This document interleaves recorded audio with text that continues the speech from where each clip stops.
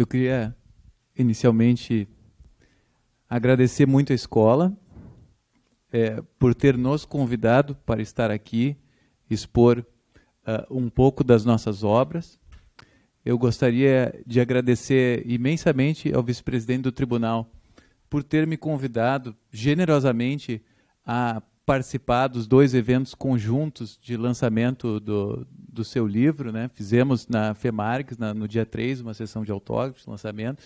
Estamos fazendo hoje essa exposição sobre o objeto do livro e muito me honra. Fico extremamente honrado e, aliás, a terceira turma, na época presidida pelo Dr. Fraga, foi o primeiro espaço que eu tive, né, para expor aquele conhecimento que foi suadamente adquirido fora do país e que eu estava ansioso para poder sistematizar e traduzir em uma exposição útil para a jurisdição.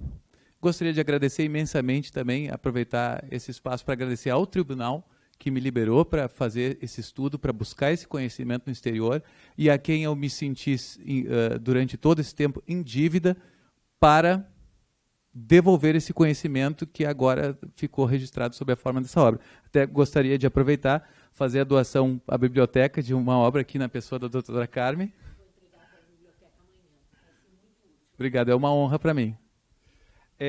E também gostaria de agradecer a vocês que estão aqui, que vieram depois de um dia de expediente cansativo, puxado. Sei que para todos nós é muito difícil a gente conseguir, na correria do dia a dia, separar esse tempinho para estarmos aqui e ouvir uma exposição e adquirir um conhecimento diferente, né? Então, agradeço a presença de todos.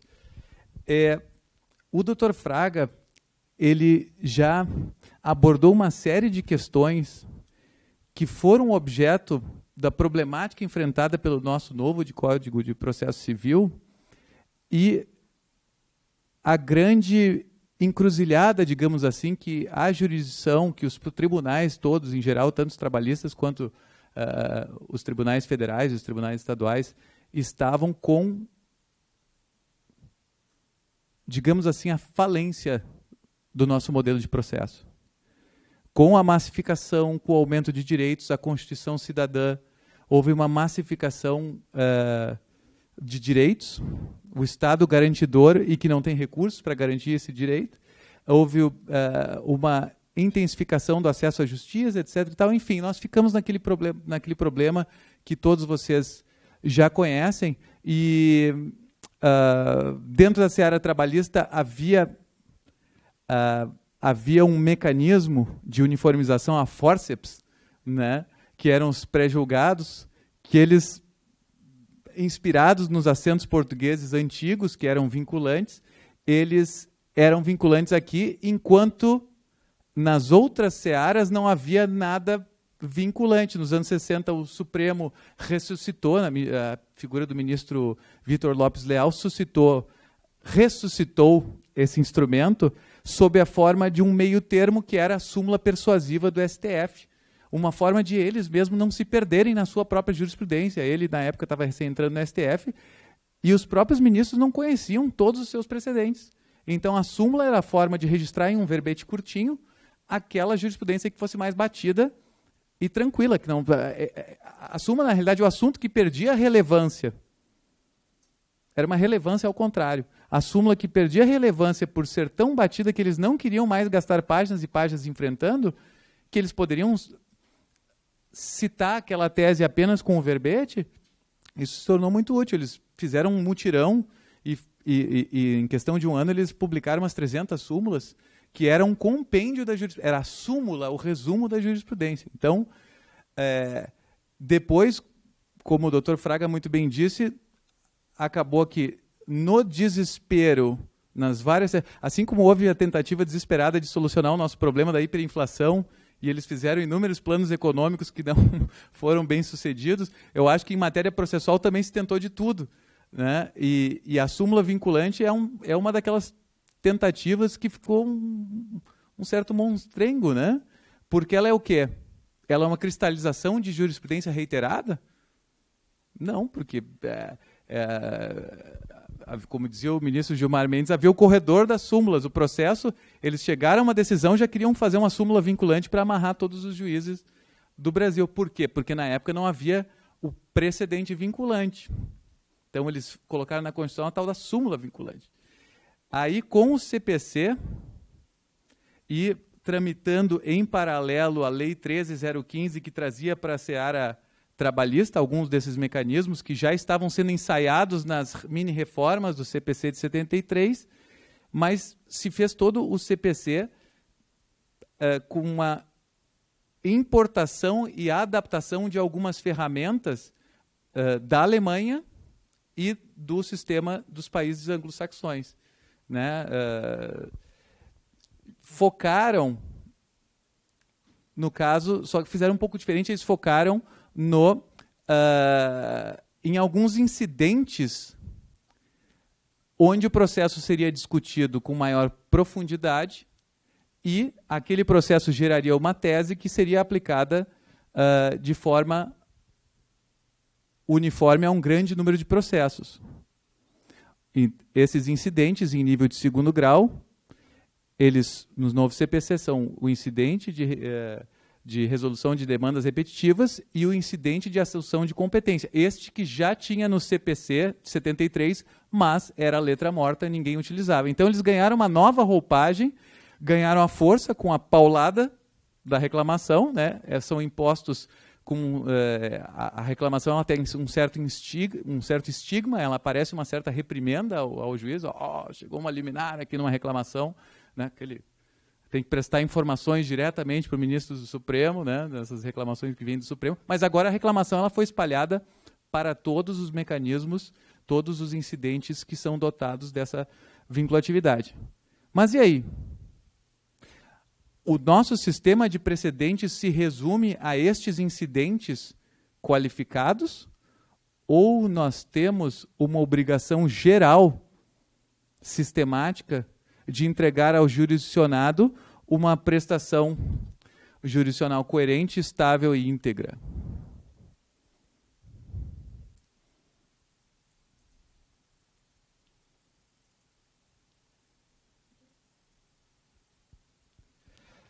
E aí, antes de eu chegar nisso, deixa eu controlar o tempo aqui.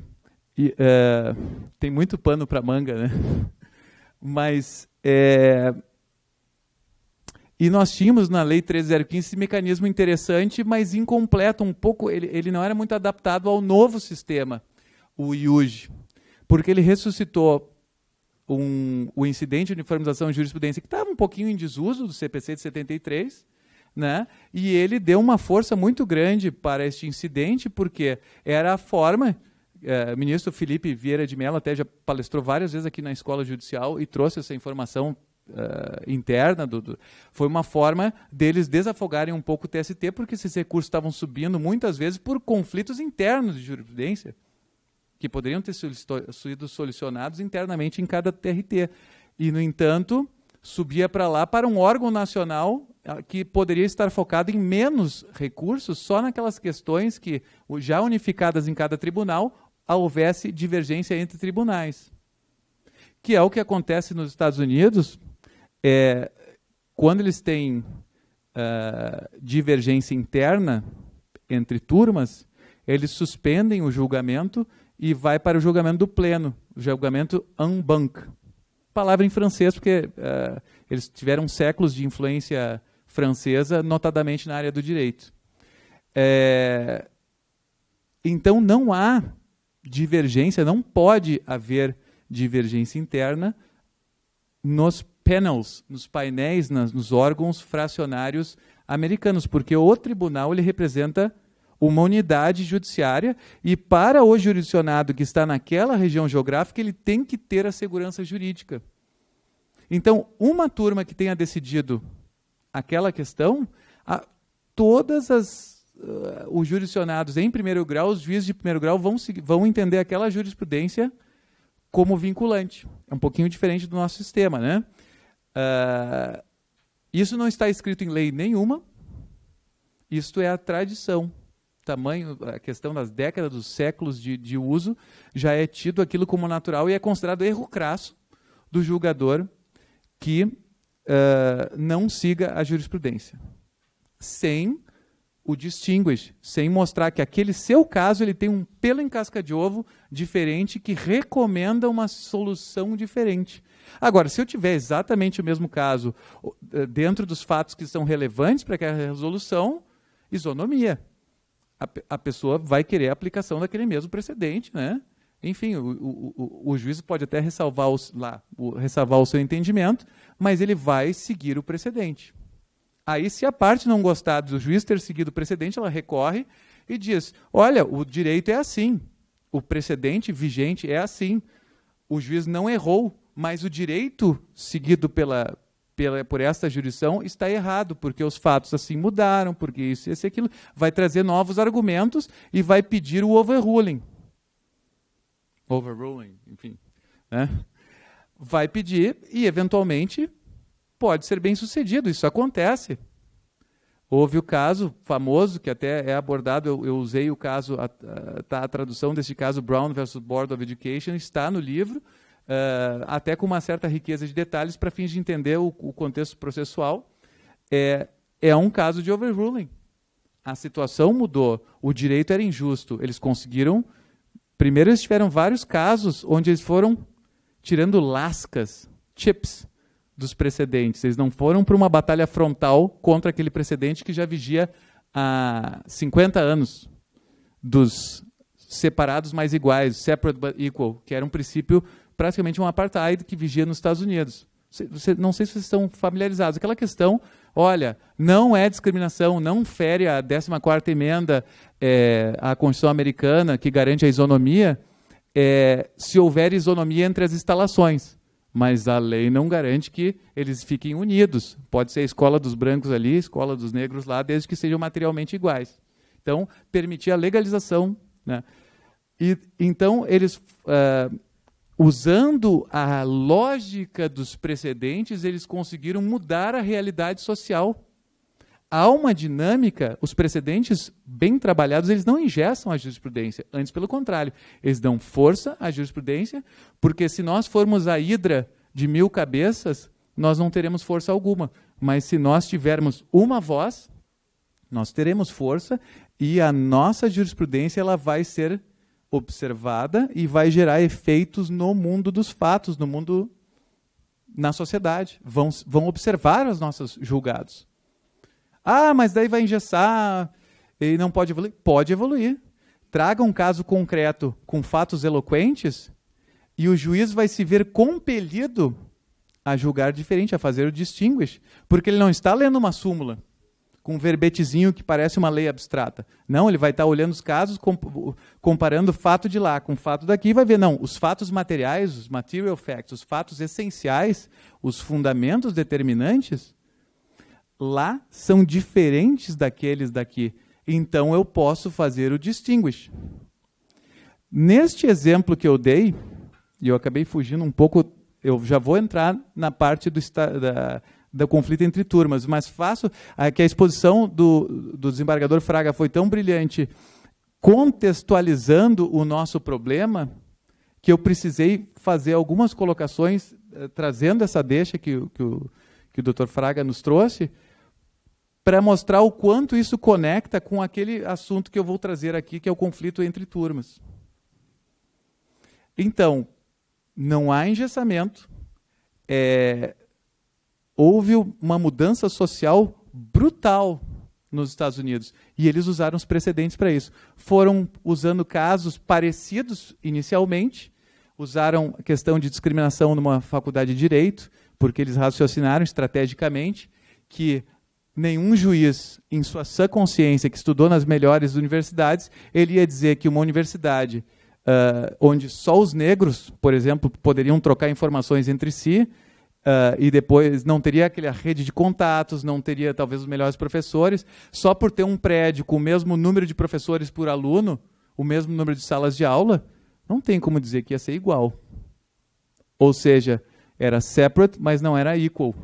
Então eles foram conseguindo pequenas vitórias nos 20 anos anteriores, até que nos anos 50 eles conseguiram essa grande vitória, onde uma criança negra, aliás, um conjunto, eram ações coletivas, class actions, esse conjunto de crianças negras de 4 municípios, 4 condados diferentes dos Estados Unidos, eles vamos tentar nos matricular na escola dos brancos, para provocar o judiciário a decidir sobre isso.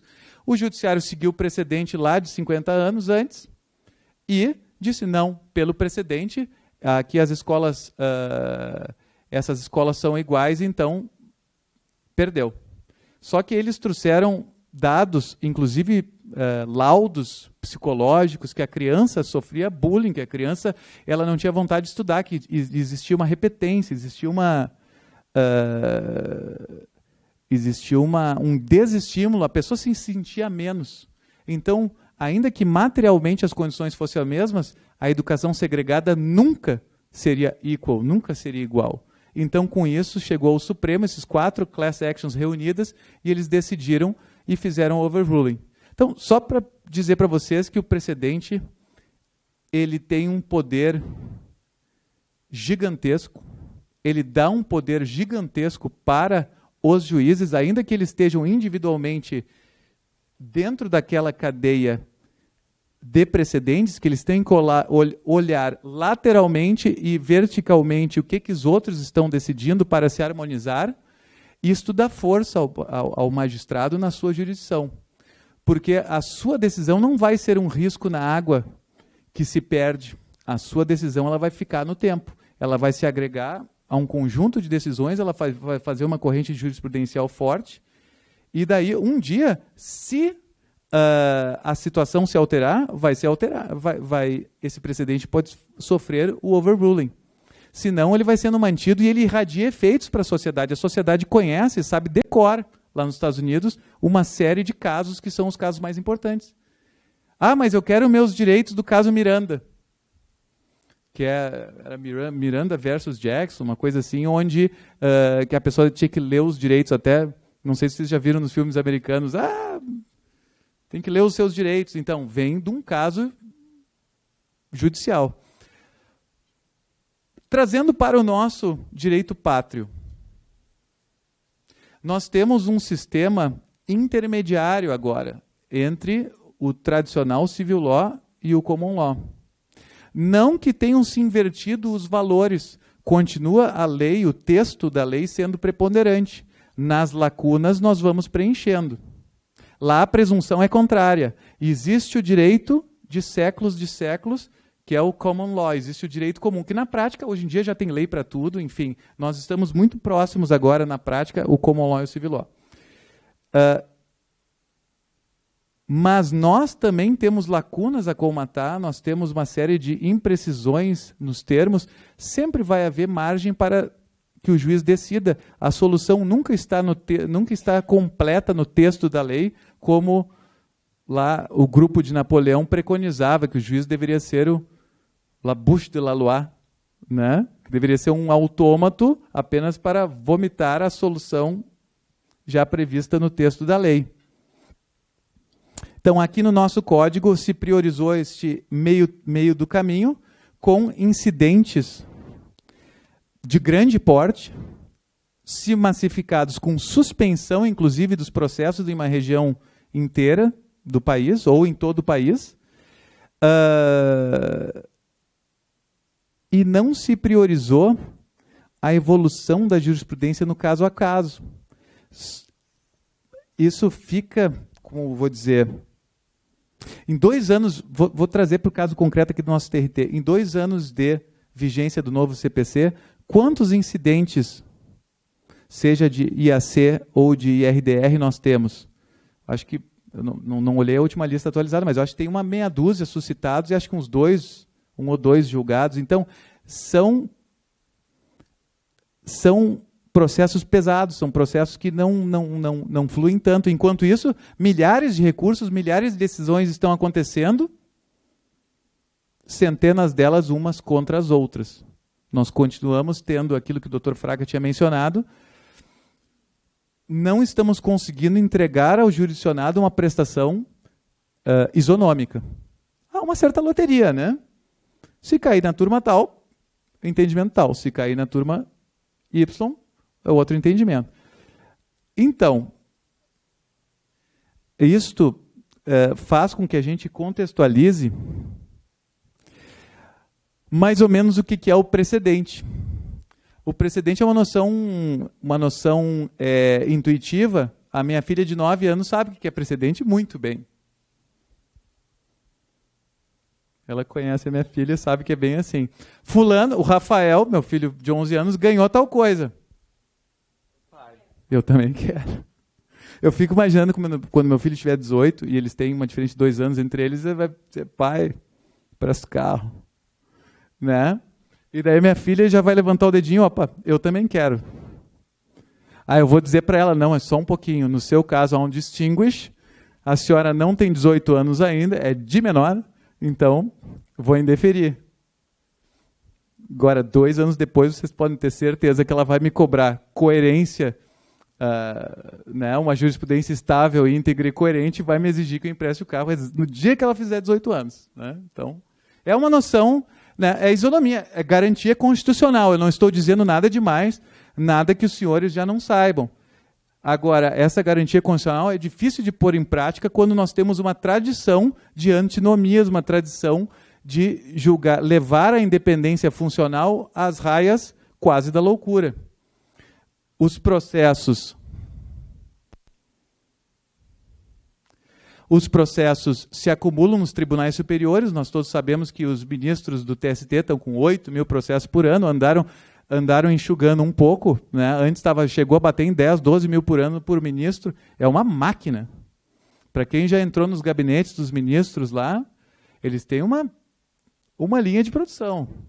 Tem uma linha de produção, olha, esse grupo daqui, essa ilha, digamos aqui, é de tal coisa. Vocês tal coisa. Vocês tal coisa. Eles têm, enfim, nem tem como ser diferente. Há uma massificação, quase carimbando os processos, né? Com aquele entendimento pré-determinado. Então, se o ministro vai dizer qual é o seu entendimento para a sua assessoria, e daí aqueles 5 assessores daquele grupo fazem tal coisa, os outros 5 fazem tal coisa, os outros 5 fazem tal coisa, então por que ele não decide um caso? E esse caso, né, leva para o colegiado, debatem exaustivamente, e aquele caso fica e é observado. Né? É uma ideia. Mas, enfim, por que nós temos tanta divergência e por que nós necessitamos de precedente? Por que nós conflitamos tanto? Afinal, a lei não resolve? O Napoleão achava que o seu código seria perfeito e que que estaria tudo previsto. Até assim, acredito que foi bem intencionado, porque na época o direito francês era uma bagunça. Existia, cada região da França tinha o seu um direito diferente, que tem origem imemorial, vários reinos se juntaram para formar a França. Tinha os ducados, cada unidade tinha o seu costume. E ainda tinha o direito romano, que tinha sido ressuscitado, o corpus juris civilis, lá pelo século XI, para dar um mínimo de ordem, já que era uma preciosidade. Eles estavam na Idade das Trevas, daí encontraram aquela maravilha jurídica, eles importaram aquilo se tornou o direito, o jus comune, né? Mas imagine para um aplicador do direito lá da época de Napoleão, 1789, né? Tem leis locais esparsas, não havia códigos ainda, né? Leis locais esparsas, costume local, o corpus juris civilis, direito canônico, que mais? Direito, né, o ius mercatorius, né, a lex mercatoria, o direito comercial, e vai. E cada um, imagina como nós aqui decidimos, cada juiz, não, meu entendimento é esse. Imagina lá o juiz com vários corpos de direito diferentes, conflitantes, cada um decidindo de um jeito, ninguém se entende. Então, até eu vou dizer que nessa truculência de Napoleão, eu acho que ele acabou fazendo um bom serviço para a sociedade naquele momento histórico. Né? Limitou muito os poderes do juiz, porque os juízes eram membros da aristocracia e eram contra qualquer coisa que a burguesia que tinha tomado o poder queria fazer. Os juízes sabotavam, mais ou menos o que eles estão dizendo agora de nós, juízes do trabalho, que somos contra a reforma, né? Uma coisa mais ou menos similar. Mas, enfim, eles fecharam as faculdades de Direito por 10 anos, e quando reabriram as faculdades de Direito, surgiu a escola exegética, palavra até difícil de pronunciar, que eles tinham que fazer uma interpretação literal a mais refinada possível. Mas era o texto, sacrossanto texto. O direito não era o direito era o que o grupo de Napoleão publicou como sendo a lei. Enfim, mas isso foi superado porque a lei não resolve o problema. Ele não queria que publicassem doutrina. 2, 3 anos depois, os doutrinadores já tinham escrito livros e feito muitas doutrinas sobre a interpretação do Código Napoleônico. Não funcionou. Não existe como, porque os fatos sempre são mais ricos, né? Então, os fatos são imprevisíveis, existe a dupla indeterminação do texto. O emissor que escreve a lei, ele escreve aquela lei pensando numa coisa, a pessoa que vai decodificar, o receptor da comunicação, ele também vai interpretar aquelas palavras segundo aquele background que ele tem. Aí, quanto mais linguagem concreta, quanto mais exata, precisa, poluída de tantos dados, tantas informações, surge qualquer fato diferente, a norma não comporta. Ah, não, é só um pouquinho. Esse teu fato não cabe aqui na minha norma, que ela está super detalhada, então tu não tem direito. Mas aí, se fizer cláusulas abertas, que é a nossa técnica nos últimos 20, 30 anos, acho que o CPC, o Código Civil de 2002, ele veio forte com essa tendência, ele solidificou essa tendência de usar cláusulas abertas, né, que já, enfim, vinha se desenvolvendo há algum tempo, mas cláusulas abertas, quem vai preencher o conteúdo jurídico daquela cláusula, né? Tudo depende do intérprete. E como é que a gente harmoniza leis conflitantes? No Brasil, eles fazem leis até de madrugada, né? São muito trabalhadores, né? Fazem tantas leis, claro que sempre na melhor das intenções. Com tantos dispositivos de lei, é muito fácil haver conflitos. Há conflitos entre a lei e a Constituição, há conflitos entre a lei e a própria lei, como é o caso da nossa CLT, que, por exemplo, foi feita com viés bem protetivo, e agora o pêndulo das forças de poder muda de direção e fazem uma nova lei com viés menos protetivo. Há princípios conflitantes dentro da CLT. E quem interpreta isso? Conflitos axiológicos, como esse aí, subordinação à Constituição, enfim. Tem N motivos para ter decisões para todos os lados possíveis e imagináveis, né? Então, nunca vai existir uma única solução, a não ser que seja uma coisa muito banal, muito óbvia, mas mesmo até o que é óbvio para uma pessoa pode não ser tão óbvio para outra. Mas, assim, falam do Kelsen como o mago do positivismo, né? Como sendo praticamente uma consolidação doutrinária do juiz Boca da Lei, lá da Revolução Francesa. Não, ele nunca disse isso. A única coisa foi que ele quis se contrapor ao justnaturalismo, que evocava valores, mas porque isso é inerente ao homem, que ficava uma coisa muito abstrata. Aí chega uma corrente ideológica e diz que os valores são X. Outra corrente ideológica diz que os valores são Y. Outros dizem que é porque Deus mandou. Então fica muito volátil, né? O Kelsen quis trazer um pouco mais de segurança jurídica, mas ele admitia a ambiguidade dos termos e ele falava em moldura. O direito positivado é uma mera moldura. Dentro dessa moldura, há N interpretações possíveis e legítimas. Se eu interpretar uma lei, se eu construir uma interpretação fora daquela moldura, aí sim, é um erro. Agora, dentro daquela moldura existe uma certa discricionariedade judicial para escolher a interpretação que mais lhe couber. Aí vai ter que haver uma uniformização, porque o que o jurisdicionado tem que pagar o pato pela divergência dos juízes? Havendo essa indeterminação, havendo várias interpretações possíveis, um dia alguém vai ter que dar uma palavra final. Nós, em segundo grau e em primeiro grau, vamos ajudar a dar essa palavra final, ao menos na nossa região de jurisdição? Ou nós vamos jogar tudo para os tribunais superiores e esperar que um dia eles façam isso? Enquanto isso, se multiplicam as lides massificadas e os conflitos ad eternum. E aí, enfim, hard, falava dos... Tanto hard quanto do working, com enfoques diferentes, mas falam dos hard cases. Aqueles casos que, enfim, a solução não está claramente na norma. A pessoa vai ter que construir. Há sacrifício, há ponderação de valores igualmente protegidos. Um aparentemente exclui 8, quer dizer, o outro, quer dizer, o juiz vai ter que construir uma solução. E daí chega um novo caso concreto, idêntico àquela solução construída pela terceira turma, né? Ou construída pelo juiz e que a terceira turma adotou. Ou, enfim, o juiz construiu uma e a terceira turma discordou e deu outra solução. Tá, mas daí chega um outro jurisdicionado, aquela solução serviria para proteger o seu direito e ele invoca aquela mesma solução. Não está claramente na lei. É um hard case. O juiz foi obrigado a construir, o juiz não pode deixar de decidir. E aí? Só os incidentes centralizadamente decididos em Brasília, ou só a gente tem que esperar um RDR para que isso seja harmonizado, ou o 926, que diz que os tribunais deverão produzir uma jurisprudência estável, íntegra e coerente, impõe que o magistrado entregue uma prestação isonômica. É polêmico, né? Vamos chegar lá mais adiante.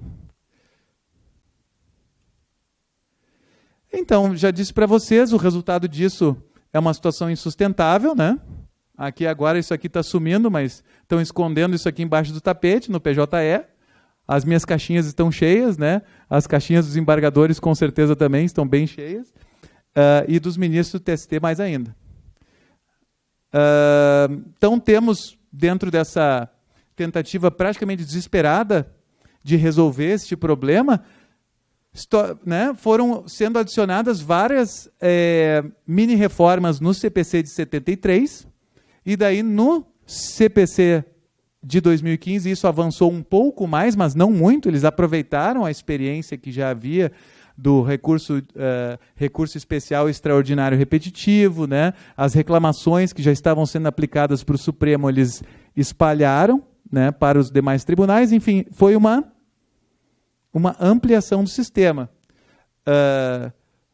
impondo a observância de precedentes, reclamação para tudo.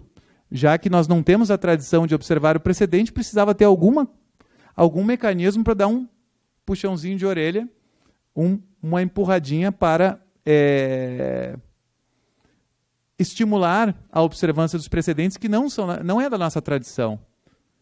Uma outra discussão que não cabe no nosso tempo de hoje é até que ponto eu posso ir na reclamação, para não se tornar um instrumento de arbitrariedade. Até no livro, eu uso como exemplo de caso a questão da TR, que veio uma liminar querendo impor a todos os juízes o uso da TR, contrariando a jurisprudência em ação direta de inconstitucionalidade do próprio Supremo. Aí deram uma interpretação forçada, elástica, e queriam amordaçar os juízes com reclamação, nas liminares em reclamação, para que utilizassem um entendimento que, na realidade, se a gente for ver, em última análise, ele conflitava com o entendimento do Supremo, do próprio Supremo, no qual esses ministros foram voto vencido. Então, assim, aqui nós não estamos tratando de coisas simples, de coisas fáceis. Eu estou procurando mostrar para vocês os mecanismos, né, o porquê do problema, quais os mecanismos que nós temos, mas nós temos que tirar do papel. Esses artigos já existem, têm que ser usados efetivamente e têm que ser usados com boa fé, porque tudo isso pode ser usado para o bem como para o mal. Agora, nós precisamos ter o conhecimento desses limites para conseguirmos utilizá-los para fazer justiça. Tá, enfim, aceleração de julgamentos, uma enorme elevação dos poderes do relator, súmulas impeditivas de recurso, incidentes de recursos repetitivos ou em massa, né, RDR, IAC, né, vários filtros discricionários, que isso aqui é o que o Supremo americano tem. Eles têm o tal do writ of certiorari, tá? Eles como se fosse um agravo de instrumento prévio, assim, para ver se eles recebem ou não o recurso, o Extraordinary Appeal, né, o recurso extraordinário deles. Só recebem uns 200 por ano. Eles escolhem os casos que vão mudar a história do direito. Ou casos onde há conflitos graves entre tribunais regionais. Se não há um conflito grave, eles não se metem. Eles conhecem as limitações de capacidade. Eles não vão julgar o habeas corpus de todo mundo. Isso não é função de uma corte constitucional que parece, da forma como a Constituição estruturou a nossa corte máxima, ela julga mais do que uma vara de primeiro grau. Né? E eu fico impressionado como conseguem chegar lá, né, e serem julgados tantas ações de interesse individual. Enfim, esses instrumentos já são uma certa evolução do sistema, né? Mas, como vimos, ainda não são suficientes para dar a logicidade do sistema. E aí eu entro na seguinte questão. Stare decisis et non quieta movere. É daí que vem o termo stare decisis. Está decidido e não se mexa no que está quieto, no que está pacificado. Isto não é original do início do common law, mas isso foi uma construção que veio com o tempo.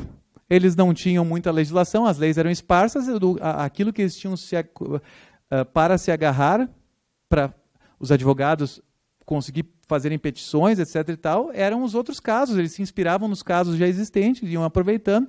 Depois, com a invenção, lá pelo final do século XV, início do século XVI, eles tinham a imprensa, e uma das coisas que de início já começaram a publicar eram os cadernos com coleções de julgados, os yearbooks, né? E depois começaram a vir os case reporters, que eram publicações oficiais ou publicações privadas também, como nós temos aqui o Lex, enfim, com coleções de jurisprudência. E aí começou a se espalhar essa prática e foi se aperfeiçoando e a doutrina de que eram obrigados a seguir o precedente, ela começou a se formalizar. Até então era uma coisa meio que por necessidade. Depois é que foi se fortificando na doutrina. Mas, enfim.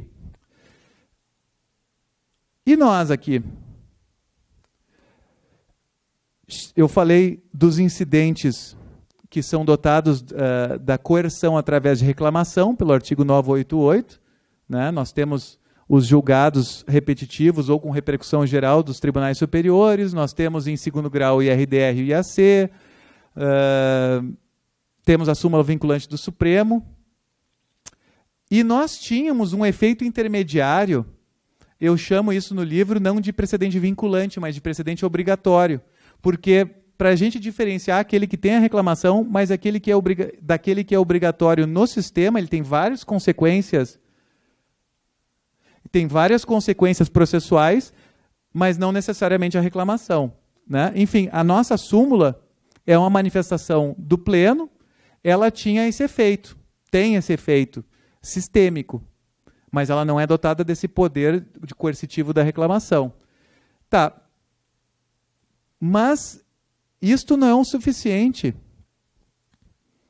Todos vocês aqui trabalham ou nos gabinetes, no segundo grau, ou nas varas em primeiro grau, ou são juízes ou desembargadores, estão vendo a mesma coisa que eu estou vendo acontecer na prática. Temos advogados também, né? Que, conforme eu disse no início, o recurso ele acaba sendo o resultado do recurso ele acaba sendo objeto do acaso. Se for distribuído para a turma que tem entendimento X, ele vai ter um resultado. Se for distribuído para a turma que tem um entendimento Y, vai ter outro resultado. Né? Mas os acórdãos de turmas, na lei, eles já têm uma eficácia e podem ser invocados como precedentes. Não como precedentes vinculantes diretamente. Eles não têm a mesma obrigatoriedade sistêmica, eles não vão gerar um impedimento de subida de recurso, etc. e tal. Eles não têm essa eficácia. Mas pelo artigo 489, daquele da fundamentação, se a parte invocar, abrir as entranhas do precedente Mostrar que na 7ª turma se decidiu de tal jeito, num precedente exatamente igual ao meu. O cidadão estava assim, assim, assado, aconteceu tal coisa, uma situação fática muito similar. Eu gostaria de ter o mesmo resultado que o fulano de tal na turma tal teve. Ele pode pedir. Ele se desincumbindo do seu ônus argumentativo, como na IN, acho que é IN 39, aquela que o TST publicou logo após o CPC para dizer o que ele entendia, o que os ministros entendiam, né? Não é, enfim, não é vinculante, mas é um instrumento emitido pelo TST e mostra uma tendência que o TST decida assim. Enfim. Agora, o advogado copiou e colou 19 arestos. E não fez o seu tema de casa, não abriu um por um, ele não me mostrou, ele não me provou por A mais B que aqueles fatos, os fatos materiais, os fatos essenciais de um, se adequam perfeitamente ao caso atual. Eu não vou nem olhar. É um absurdo, né? Nós às vezes julgamos 20 e poucos pedidos em um processo. Chega lá para o tribunal com recurso nos 29, se duvidar eles até botam mais alguns, né? Os recursos às vezes têm 50 páginas. Não vou nem olhar, né? Então assim, agora, se ele me chacoalhar e disser, pelo amor de Deus, o caso é idêntico. Veja bem, o idêntico não quer dizer, o caso nunca vai ser 100% idêntico.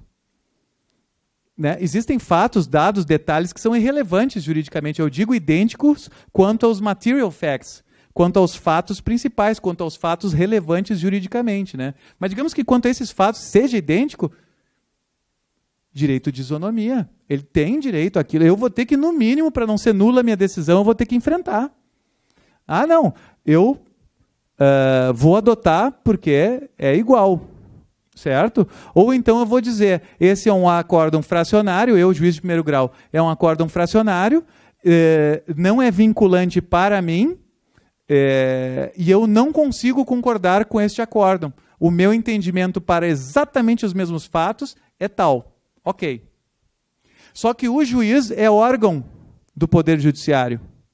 Mas sobe lá no tribunal, o órgão não é o desembargador, o órgão é o tribunal. O tribunal tem que se entender, porque enquanto que o juiz nem se preocupa tanto em dar a palavra final quanto aos entendimentos, ele começa a construir os entendimentos. Mas os entendimentos eles são pacificados a nível de colegiado.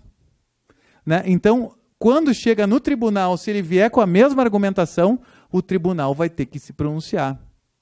Porque senão é nulo. Aliás, como o desembargador Fraga... Como?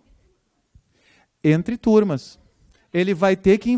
digamos assim, chegou na 3ª turma um recurso que está pedindo, pelo amor de Deus, para observar o mesmo entendimento que a 4ª turma deu num caso que tem assim os contornos fáticos. Digamos assim, que os dois foram demitidos juntos na mesma situação. Vamos pegar o caso extremo. É o mesmo fato. Eu não tenho nem que comparar muito, porque é exatamente o mesmo.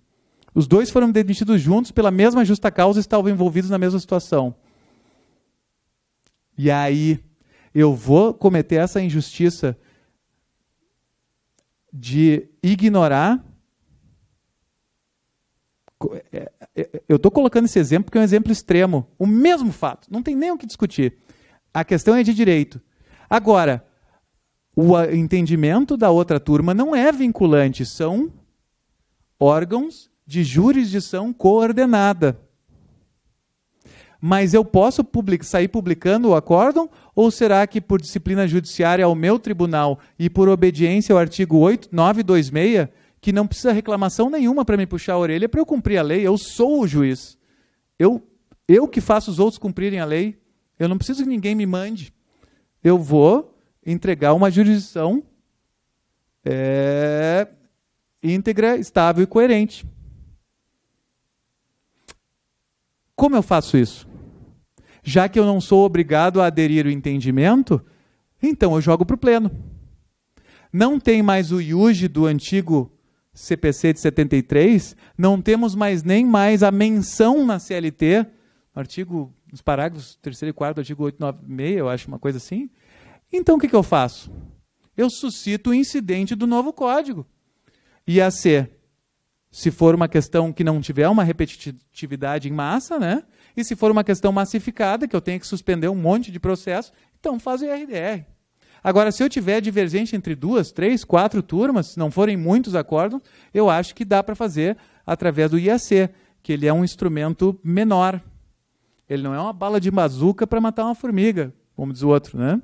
Então, é a finalidade que já tinha desde o início o IUJ, antes dele se tornar aquele instrumento utilizado pelo TST para devolver os processos. Ele, até inclusive no nosso regimento, a Comissão de Regimento e a Comissão de Jurisprudência estão, neste momento, estudando a matéria e me parece que estão com a intenção de trazer uma regulamentação intensa para essa questão. No regimento atual, ainda vigente, não alterado, já existia uma questão análoga de suspender o julgamento da turma se a turma não conseguisse concordar com a súmula. O tribunal já tem súmula, mas assim, os fatos aqui estão me mostrando que, de repente, tem que fazer um overruling. De repente, o pleno, naquela época que decidiu a súmula, errou. Né? Então, é um instrumento de disciplina judiciária, mas, ao mesmo tempo, mantendo a liberdade do julgador. O julgador não concordou, ele suspende o julgamento e, na época, suscitaria o IUJ para levar para o pleno para rediscutir aquele caso e em fazendo o overruling, já modificar a súmula. Agora, já entra numa seara complicada porque tem uns requisitos, assim, tem que ter a confluência dos astros, a Lua tem que estar em Júpiter. A súmula agora virou um cargo em extinção, né? Como a gente diz na linguagem do direito administrativo. Enfim, mas voltando para cá, nós temos o acórdão de turma, a obrigação de enfrentar, se o advogado trouxer fundamentadamente, analiticamente, a turma vai ter que enfrentar sob pena de nulidade. E daí, é obrigada a aderir? Não. Se ela puder aderir, melhor. Ficou mais harmônico, a jurisprudência ficou mais harmônica. Mas se ela não puder aderir, aí nós entramos na seara polêmica. Ela publica o acórdão contra a outra turma, ignorando solenemente o acordo da outra turma, ou ela suscita um incidente para decidir o tribunal de uma vez por todas aquela questão? Aí, vamos pensando nisso.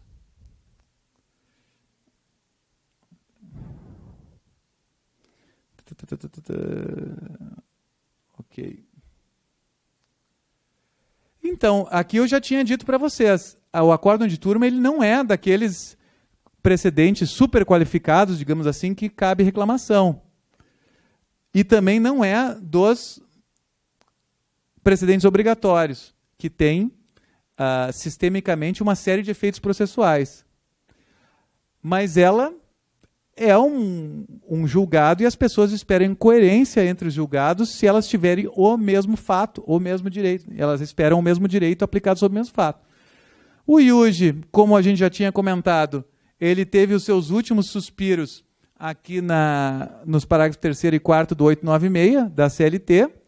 O TST ressuscitou o IUJ, que estava meio em desuso, para usar como instrumento para desafogar um pouco o TST, devolvendo os processos que fossem problema nosso, e não entre tribunais.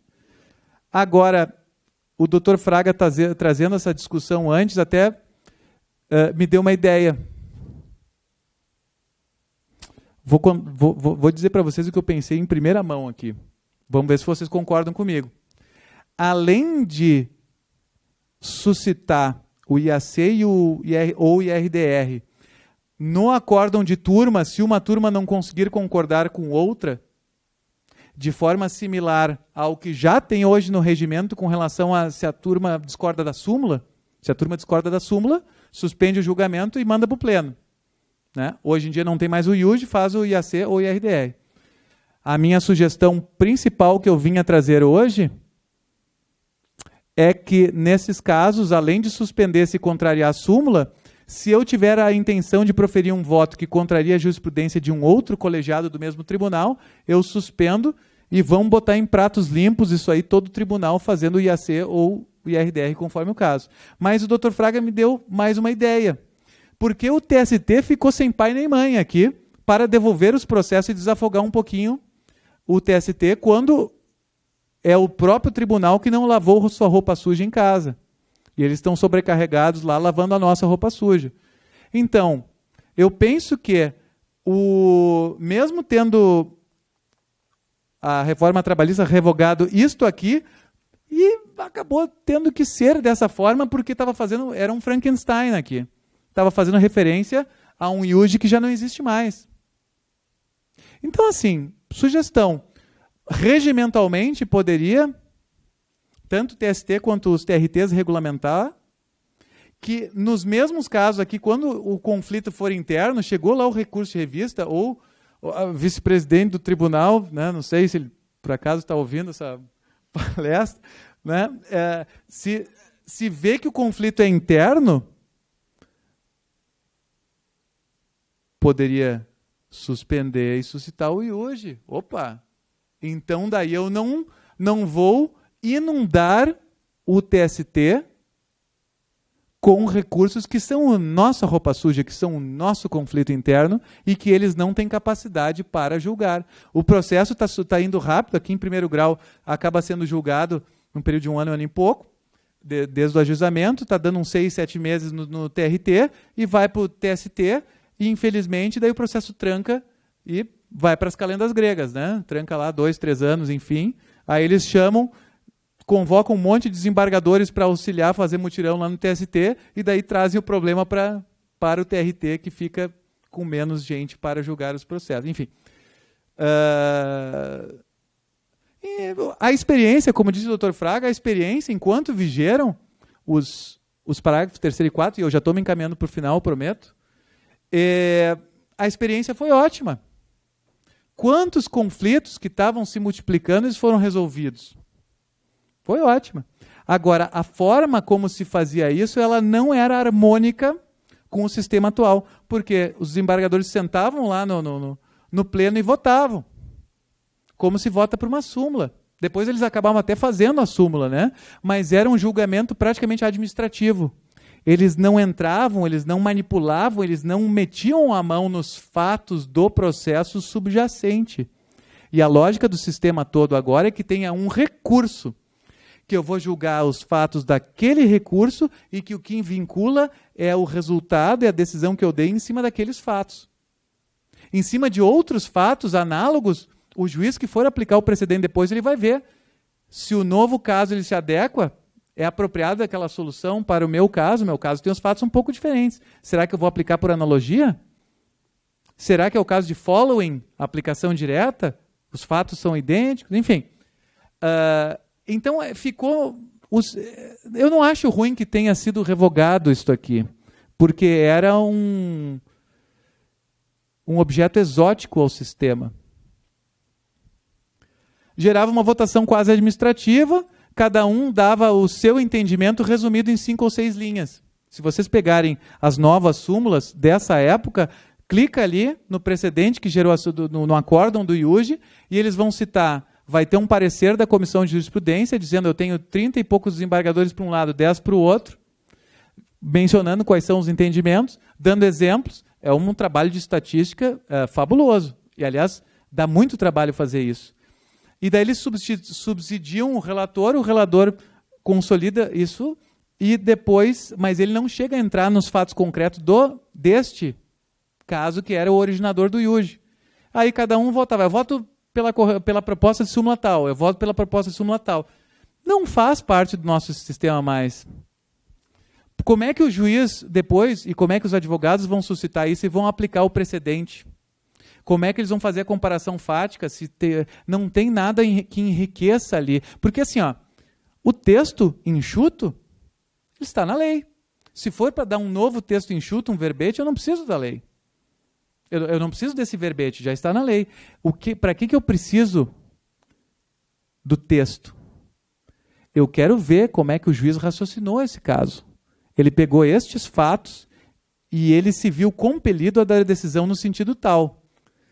Eu tenho o meu caso atual, eu tenho fatos X, Y e Z, opa, fatos muito parecidos. Eu entendo, eu vou pleitear, eu vou abrir as entranhas do meu caso atual e vou provar por A mais B que os fatos daquele precedente eram praticamente idênticos. Eu vou exigir a aplicação do mesmo resultado. Então, assim, essa coisa de sair, meu entendimento abstrato é tal, meu entendimento é tal, isso não era muito mais dentro do atual sistema. Então, a solução seria suscitar o IUJ, ou o IRDR ou o IAC. Nós não temos tempo para entrar nos detalhes desses incidentes, mas o IAC ele é o que melhor se adequa, o que melhor lembra o antigo IUJ. Ele é um acórdão com o voto da maioria materializado pelo relator e com os votos dissidentes, com os votos dissonantes, fundamentando contra. Se a pessoa vai votar contra, ela fundamenta os seus argumentos ficam registrados. De repente, quando isso subir para o TST, se tiver recurso de revista, vai inverter. Muitas vezes o voto da minoria, no segundo grau, vira o voto majoritário no terceiro grau. Então tem que argumentar robustamente para os dois lados. Essa é a função desses incidentes. É uma riqueza de argumentos, é um capítulo de livro que surge ali. Né? Olha só, nos casos de cabimento do IAC, o novo código colocou no caput questões de grande relevância. Isso é inovatório. Lá no parágrafo ele diz que também pode ser questões não de grandes dimensões, mas questões relevantes e que para prevenir ou para compor divergência entre órgãos fracionários. Opa! É exatamente o que a gente precisa. Né? Isso já existia no código antigo, mas era letra morta. Agora, então, diante da obrigação de formar uma jurisprudência estável, íntegra e coerente, do 926, seria a minha sugestão suscitar o IAC. Ou se for uma questão... está aqui o que eu tinha mencionado. Aplica-se o disposto nesse artigo quando ocorrer relevante. Quer dizer, não pode ser uma coisa de minimis. Aí vamos aplicar o princípio da insignificância. Não é qualquer coisinha que a gente vai suscitar um incidente desse. Mas, assim, havendo um conflito sobre o ponto central do processo, que resolve o processo, já vale a pena. Senão a gente vai ficar sempre como sendo o monstro de 2, 3, 9 cabeças. Tá. Para prevenção, mas principalmente para composição de divergência já existente. Tá? O IRDR é quando existe a massificação, que eu vou ter a necessidade de... a grande diferença é que eu suspendo. Eu tenho o caso piloto, eu uso esse ou mais de um caso piloto para servir de exemplo dos fatos, e eu suspendo os demais, para não ficar todo mundo batendo cabeça e trabalhando à toa, enquanto aquilo vai ser decidido de uma forma mais aprofundada. Esses instrumentos que estão no IRDR, eles servem subsidiariamente no IAC. A questão do amicus curiae, entidades que tenham muito conhecimento ou interesse naquela causa podem falar também, o Ministério Público. As partes do caso piloto vão falar ali, porque ninguém melhor do que as próprias partes que estão vivenciando aqueles fatos desde o início, os advogados estão especializados naquilo, para ir lá e fazer a sustentação. Os desembargadores podem até metralhar de perguntas os advogados das partes, do amicus curiae, do Ministério Público, a fim de formar o seu convencimento. Não precisa chegar na sessão com convencimento prévio. Faz uma audiência pública e metralha as perguntas. É assim que funcionam as cortes americanas. É uma coisa bonita de ver, e quem quiser entra na página do Supremo americano, ou tem vários tribunais regionais, os Circuit Courts, que eles têm ali os links para a transmissão dos julgamentos, né? Assim como a terceira turma, né, foi a primeira aqui a fazer. Muito instrutivo. Porque assim, a gente vê o desembargador ou o ministro, o justice, metralhando a tese de uma determinada parte. A gente pensa, perdeu. Perdeu, não tem, ele está destruindo a tese. Enfiando a faca no pescoço. Olha, e tal coisa. Mas se fizesse assim, se a sua tese vingar, no futuro... vão aplicar esse precedente, vai acontecer isso, aquilo, que são efeitos nocivos para a sociedade. Aí o advogado se defendendo e tentando mostrar que a sua questão de direito, porque aí o foco, os fatos são só o pano de fundo. já um julgamento mais objetivo, como as ações diretas do Supremo, e no Supremo várias ações estão se objetivando, né? Os fatos são um pano de fundo para eu entender melhor o problema, porque falar em abstrato, às vezes eu não enxergo todas as nuances. Mas aí ele coloca esse ônus nos advogados das partes para lhe explicar os desdobramentos da tese. E ele também faz sua pesquisa por conta própria, mas enfim, ele metralha. Aí senta, aí tem mais uns 15 minutos, meia hora para falar o advogado da parte contrária. Aí o mesmo desembargador ou ministro fuzila a outra parte também. Ele pega o brief, a petição de recurso, as razões recursais de uma parte e joga contra a outra. Muito interessante de ver, quem tiver a oportunidade. Então, eles formam a sua convicção. Eles têm ali todos os fatos que as partes trouxeram, naquele caso exemplo, e eles fortificam o seu conhecimento, não apenas com pesquisa própria, mas eles contam com o trabalho dos advogados de trazer essa informação para eles, e eles colocam contra a parede. São mentes brilhantes colocando outras mentes brilhantes para... e sai o melhor entendimento jurídico daquilo. Então, assim, ó, isto, embora inspirado no caso modelo da Alemanha, que foi feito para ações, geralmente de banco, ação de bolsa de valores, tal, que coisas, lesões em massa, o modus operandi, a forma de lidar com isso, a profundidade com que o nosso legislador aqui materializou isso é inspirada no sistema anglo-americano. Nem por isso nós nos tornamos país de common law. Nós continuamos tendo a lei como preponderante. Mas algumas técnicas estão vindo para colmatar essas lacunas dentro da nossa necessidade de dar alguma racionalidade aos nossos recursos. Tá. Não vou entrar em tantos detalhes, já falei por alto dessa questão aqui. Isso vai ser regulamentado no nosso tribunal, né? Até o doutor Fraga está trabalhando intensivamente nisso, né, um trabalho que coordena junto à Comissão de Regimento e Comissão de Jurisprudência. Eles estão justamente debruçados e eu acredito que o nosso tribunal vai ter uns melhores regulamentos do país, vai ter um regulamento vanguardista nessa matéria. Eu sou meio curioso, eu já andei olhando uns 10, 15 tribunais e ou está desatualizado ou tem duas frasezinhas ali que não ajudam em nada a pessoa que quer entender como isso vai ser feito no tribunal. Está todo mundo batendo cabeça, isso é muito recente, né? E aí, aqui é aquela sugestão que eu mencionei, né? E aqui eu estou concluindo. Já existe, eu acho que o artigo 118 do nosso atual regimento, ele prevê que a turma, se qualquer magistrado da turma, seção especializada ou órgão especial verificar a existência de votos que possam contrariar a jurisprudência simulada do tribunal, isso já existe, já é assim, a questão da disciplina judiciária interna ao tribunal, senão não tem nenhuma razão de ter a súmula, né? Eles suspendem o julgamento e eles mandariam para o pleno para suscitar o iúge do CPC 73. Essa era a regra antiga.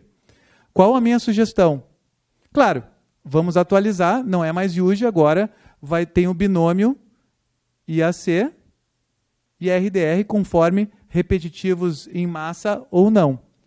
Mas a grande questão seria o seguinte, ó. Votos que possam levar a decisão contrária à jurisprudência simulada ou à jurisprudência atual de outro órgão fracionário do tribunal. Sei que isso aqui é polêmico, porque não é fácil tirar a lei do papel quando se tem décadas de tradição jurídica num determinado sentido. Mas conforme eu expus para vocês, acabei fazendo uma introdução longa para chegar nisso aqui, eu não enxergo outra saída para harmonizar a seara recursal, para harmonizar o trabalho do tribunal. E complementando com a última questão, que da fala do Dr. Fraga, chegamos à conclusão de que a falta do iúge, a revogação do iúge, deixou o TST desguarnecido de um filtro para não receber os problemas dos outros. para gerar um estímulo para que cada tribunal arrume a sua casa e que daí, quando houver conflito entre tribunais, aí sim suba para o TST. Poderia ser usado também, de repente, no filtro de admissibilidade da vice-presidência, quando vai verificar se o recurso de revista é inadmissível, detectar que o conflito não é um conflito qualquer, um conflito entre outros tribunais, mas é um conflito interno da casa. Aí vai mandar isso para os outros, poderia segurar isso, e o vice-presidente ser o órgão suscitante do IRDR ou IUJ. É uma ideia, né? Sei que vai botar os desembargadores para discutir isso, vai ter que fazer como se fosse, eu até comentei com um dos colegas que está ali, vai ter que fazer como se fosse aquele conclave de eleição do Papa, né? Tranca lá por 3 dias, aí se reúne, sai dali quando decidir. Né? Aí trocam, parece que sai a fumaça branca quando elege o Papa, né? Então vai ter que ser mais ou menos uma coisa assim. É um assunto polêmico, eu até andei sondando, conversei com um desembargador, conversei com outro, assim, vi. Há uma certa resistência porque não é o que nós fazíamos tradicionalmente. Mas nós não podemos querer esperar um resultado diferente se nós continuarmos fazendo as mesmas coisas. E com isso eu agradeço e encerro e agradeço muito a paciência de vocês. Obrigado.